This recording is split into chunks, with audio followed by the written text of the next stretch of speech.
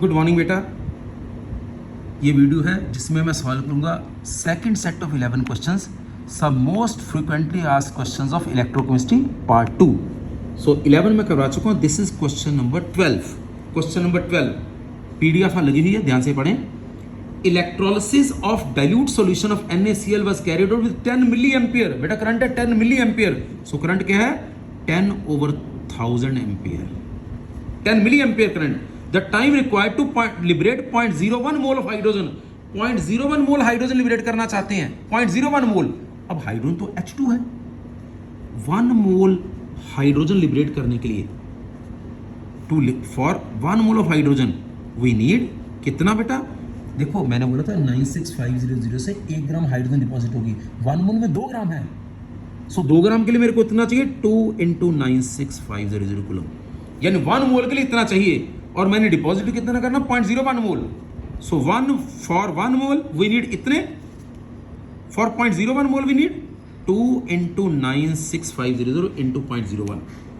इतने मेरे को कूलम चाहिए। ये क्वांटिटी ऑफ इलेक्ट्रिसिटी है, यानी 2 × 965 ये आ गया इतने कूलम। इतने कूलम मेरे को चाहिए। अब उसने पूछा क्या? उसने टाइम पूछा मेरे ख्याल से, कितना टाइम चाहिए आपको? माने Q is I × T।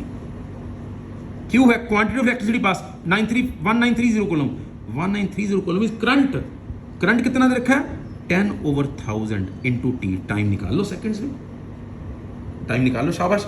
Time आ जाएगा, देखो जरा, 193000 इतने सेकंड, यानी 19.3 × 10⁴ second. Answer is 19.3 × 10⁴ second. Answer is B, Bombay. 12th का बी। नाउ क्वेश्चन 13, ये इंपॉर्टेंट क्वेश्चन है। कहता एक एल्यूमिनियम है मेरे पास कोई भी, एक है कॉपर +2 वाला, एक है सोडियम +1 वाला। ये वैसे भी करवाया आपको, करवाते रहते हैं इस क्वेश्चन को। कहता सेम बिजली पास करी। अब मैं एक यूनिक फिगर चाहता हूं जो सभी के लिए एप्लीकेबल हो। किसी के ऊपर चार्ज 1 है, किसी के ऊपर 2, किसी के ऊपर 3। एलसीएम आएगा 6। सो मैं सभी में 6 फैराडे पास किए। आई पास 6 Faraday in each case. I pass 6 Faraday in each. आपको मालूम है एल्यूमिनियम में 3 फैराडे चाहिए। 3 फैराडे विल डिपॉजिट, शाबाश, will deposit 1 mole aluminium. 6 Faraday कितना करेगा? 2 मोल एल्यूमिनियम, यानी एल्यूमिनियम मेरे पास 2 मोल आ गए। अब देखिए कॉपर में चार्ज 2 है। 2 Faraday will deposit 1 mole copper. 6 faraday will deposit, obviously अगर 2 ने 1 डिपॉजिट किया, 6 faraday will deposit 3 mole of copper. Copper के 3 मोल आ गए। अब सोडियम पे चार्ज 1 है, इसको 1 फैराडे चाहिए। 1 faraday will deposit 1 mole sodium and 6 faraday will deposit 6 mole sodium. So ध्यान से, एल्यूमिनियम कॉपर सोडियम की रेशो क्या आई? एल्यूमिनियम 2 है, कॉपर 3 है और सोडियम 6 है। Answer should be 2:3:6। Answer is A only. So 13 question answer है बेटा ए। Is it good? कहता सेम बिजली पास करी। मैंने कहा सेम पास करी, चाहे मैं 1 फैराडे पास करूं, चाहे मैं 50 फैराडे पास करूं। मैंने एलसीएम ले लिया 6 है, मैं हर एक में 6 फैराडे पास किए। 3 फैराडे 1 एल्यूमिनियम देगा, 6 फैराडे 2 एल्यूमिनियम देगा।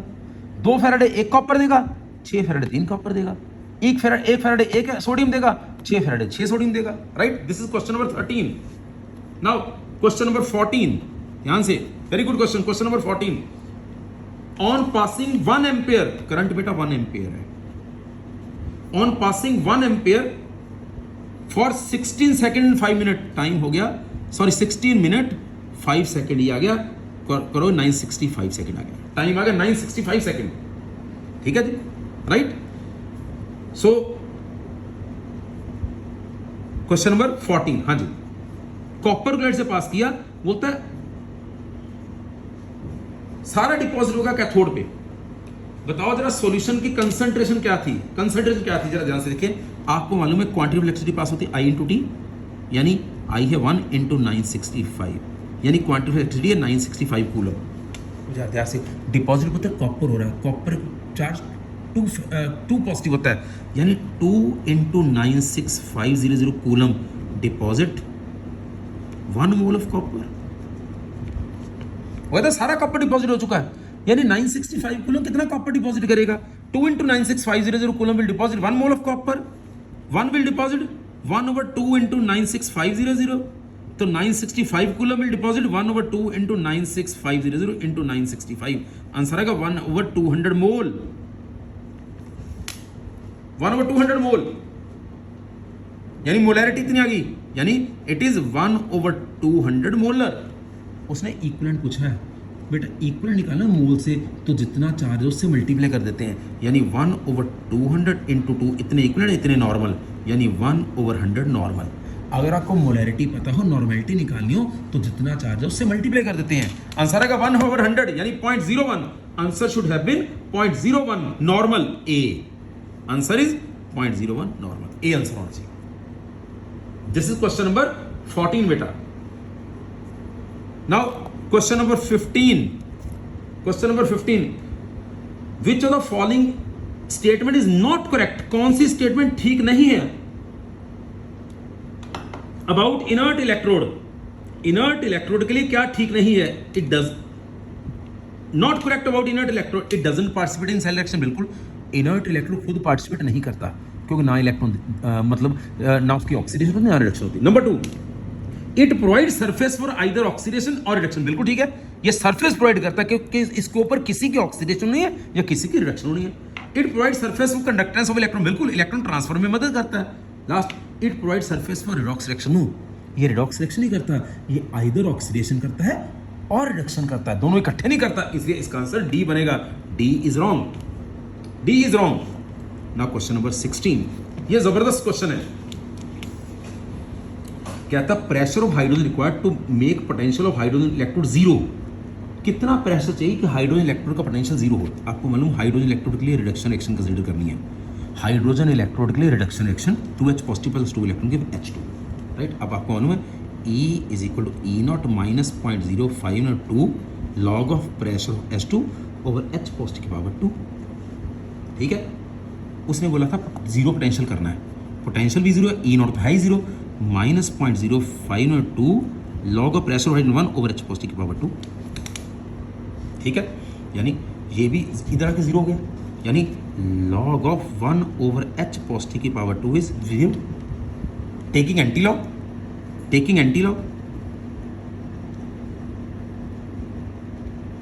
एंटी लॉग ले 1 ओवर H पॉजिटिव की पावर 2 इज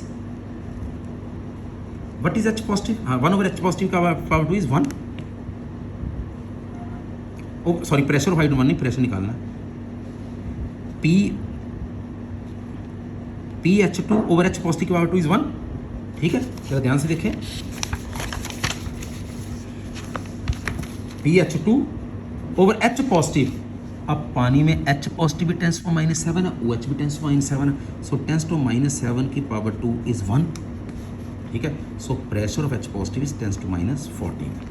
एक बार दोबारा इसको समझें, क्वेश्चन को दोबारा समझें बेटा. एक बार ये देखें, 2H positive plus 2 electron give H2. मैंने लगाया E is equal to E0 minus 0.0502 log of pressure of H positive over H positive की पावर 2. ये हमने निकालना है.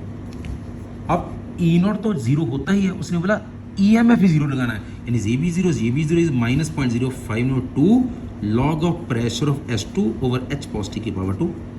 ठीक है, ये क्या बन गया, ये इसको उधर ले जाओ, ये जीरो है इधर ले जाओ, anything multiply by zero is zero, anything divide by zero is zero. So log of pressure of H2 over H positive की power 2 is zero. So pressure of H2 over H positive की power 2 is 1, क्योंकि take anti log, zero का anti log 1 होता है. Taking anti log, zero का anti log 1 हो गया. अब H पॉजिटिव क्या होता है पानी में, आपको मालूम है पानी में H पॉजिटिव भी 10 की पावर -7 होता है, OH भी 10 की पावर -7 होता है. So pressure of H2 over 10 to -7 की power 2 is 1. So pressure of H2 अगर 10 to -7 की पावर 2 या simply 10 to -14. So pressure of H2 आ जाएगा बेटा 16th क्वेश्चन में 10 raised to -14. सो 16 का आंसर बना, इट इज ए. 16 का आंसर बना ए. ये मैंने 2 बार समझा दिया आपको. 16. ठीक है, ठीक है बेटा. अब हमने करना बेटा क्वेश्चन नंबर 17. क्वेश्चन नंबर 17, ध्यान से पढ़े 17 को. एक सेल दे रखा है Zn/Zn2 positive 0.01 molar, salt bridge Fe2 positive Fe दे रखा है 0.001 मोलर. मैं बार बार बोल रहा हूँ PDF जरूर डाउनलोड कर लेना, नहीं तो मुश्किल हो जाएगा। इक्विलिब्रियम कांस्टेंट की वैल्यू निकालनी है, इक्विलिब्रियम कांस्टेंट की वैल्यू निकालनी है बेटा। आपको मालूम है ये सेल जरा ध्यान से देखें, E is equal to E not minus E is equal to E not minus 0.0591 over, अगर एक्शन देखो दो इलेक्ट्रॉन का एक्सचेंज है, लॉग ऑफ प्रोडक्ट, प्रोडक्ट है बेटा Zn2 पॉजिटिव ओवर एक्टेंट है Fe2 पॉजिटिव, ठीक है। E is equal to E not, E is equal to E not, E दे रखा है E दे रखा है 0.2905 is E not minus 0.0591/2 log of zinc की कंसंट्रेशन 0.01 ओवर इसकी कंसंट्रेशन 0.001, यानी log of 10 इज 1, यानी 0.2905 इज E नॉट माइनस 0.02955, ये आ जाएगा। सो E नॉट देखो कितना आ गया, लगभग E नॉट मेरे पास आ गया 0.32, चेक कर लेना।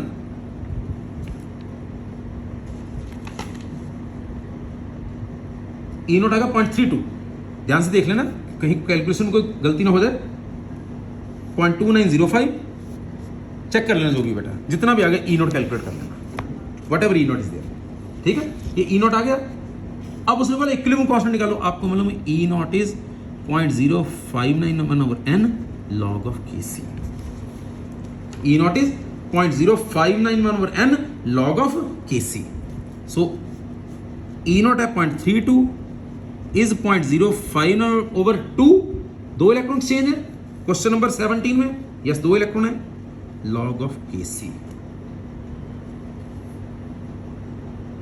ठीक है जी। सो ये क्या आ गया, 0.32 इज 0.02955 log of Kc, ठीक है जी, यानी log of Kc क्या आ गया 0.32 over 0.02955, taking anti log Kc आ गया 10 raised power 0.32 over 0.02955, 10 raised power 0.32 over 0.02955, 10 raised power. Answer I think is B, Bombay 17 का B.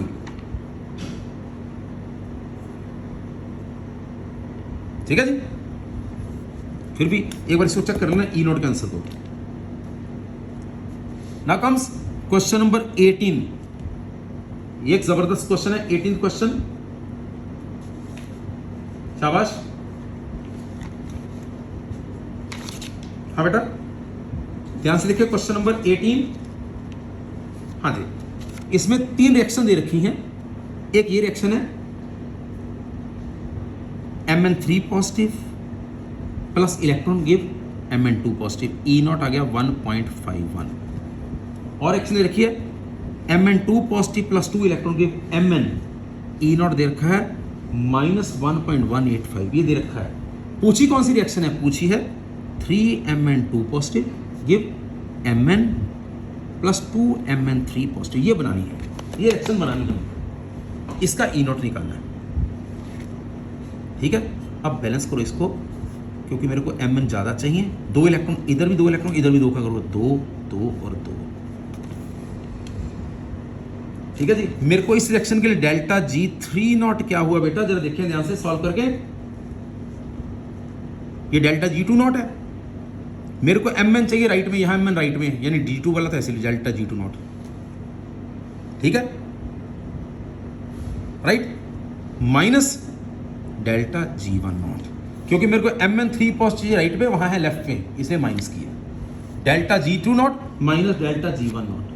So -2Fe naught is, two delta G तो -NFE naught, -2Fe naught is -2F into -1.185 minus 2F into 1.51। So E naught आ गया बेटा यहां solve करके -2.695, E naught आ गया -2.695।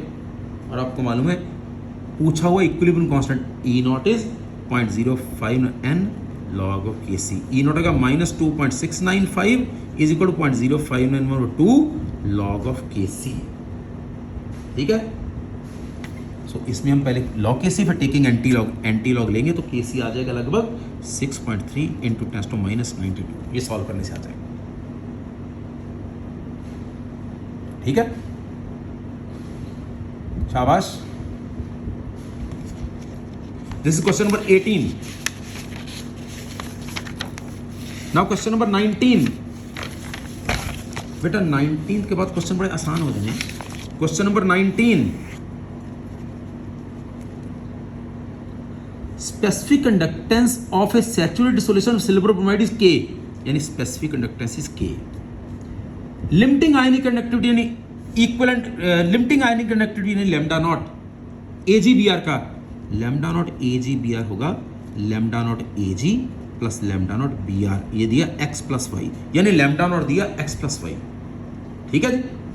Solubility पूछिए, lambda naught is k into 1000 over molarity, lambda not x plus Y is k into 1000 over molarity.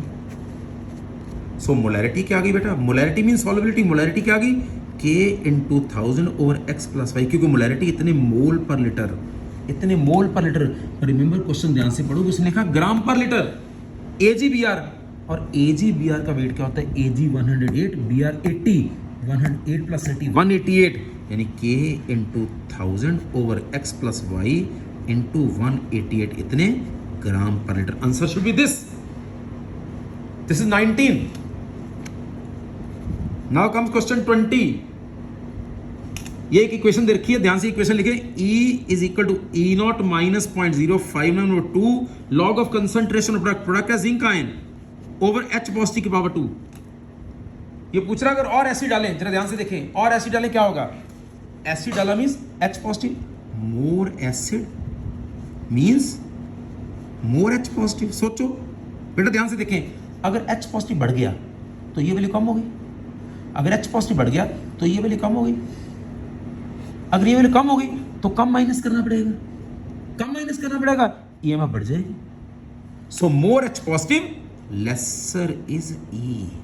ध्यान से देखें, अगर H पॉजिटिव बढ़ गया तो ये वैल्यू कम हो जाएगी, अगर ये वैल्यू कम हो गई तो कम वैल्यू माइनस करनी पड़ेगी, अगर कम माइनस करनी पड़ेगी तो EMF बढ़ जाएगा। सो H पॉजिटिव डालने से EMF बढ़ जाएगा और रिएक्शन की तरफ जाएगी फॉरवर्ड, क्योंकि H पॉजिटिव रिएक्शन को फॉरवर्ड करेगा, यानी EMF बढ़ेगा और रिएक्शन फॉरवर्ड जाएगी, यानी आंसर इज C 20th का। Now come question number 21st। कहता है इनमें किसकी इलेक्ट्रिकल कंडक्टिविटी सबसे ज्यादा होगी। एक है बेटा फ्लोरो एसिटिक एसिड, ध्यान से, एक है डाई फ्लोरो एसिटिक एसिड, ये डाई फ्लोरो एसिटिक एसिड है, एक है एसिटिक एसिड खुद, एक है क्लोरो एसिटिक एसिड। वैसे तो ये ऑर्गेनिक में आना, पर चलो सोचो, कंडक्टिविटी इसकी जल्दी टूटेगा, जल्दी वो टूटेगा जो H जल्दी देगा, H जल्दी वो देगा जो बढ़िया एसिड होगा, बढ़िया एसिड। यहाँ पे एक बढ़िया विड्रॉइंग ग्रुप लगा, यहाँ पे दो बढ़िया विड्रॉइंग ग्रुप लगे, बाकी तो भूल ही जाओ ना। सोचो, यहाँ एक विड्रॉइंग, यहाँ दो विड्रॉइंग ग्रुप, दो विड्रॉइंग ग्रुप, दो इलेक्ट्रॉन खींचने वाले ग्रुप लगे हैं, ये इलेक्ट्रॉन खींचेंगे, दो इलेक्ट्रॉन खींचने वाले ग्रुप इलेक्ट्रॉन खींचेंगे, O से भी खींचेंगे, क्योंकि दो दो फ्लोरीन लगे, इलेक्ट्रॉन ज्यादा खींचेंगे, O से भी खींचेंगे, तो O बेचारी क्या करेगी, H वाले इलेक्ट्रॉन खींच लेगी। दो दो फ्लोरीन लगे, इलेक्ट्रॉन खींचेंगे, O से भी खींचेंगे, O H के खींच लेगी, H पॉजिटिव बाहर निकल जाएगा, यानी ये आयन ज्यादा देगा, क्योंकि ये ज्यादा आयन देगा, इसकी कंडक्टिविटी ज्यादा होगी। सो डाई फ्लोरोएसिटिक एसिड की कंडक्टिविटी ज्यादा होगी, आंसर इज बी 21st का B. Now comes question number 22nd, शाबाश 22nd, इस एपिसोड का लास्ट क्वेश्चन 22nd।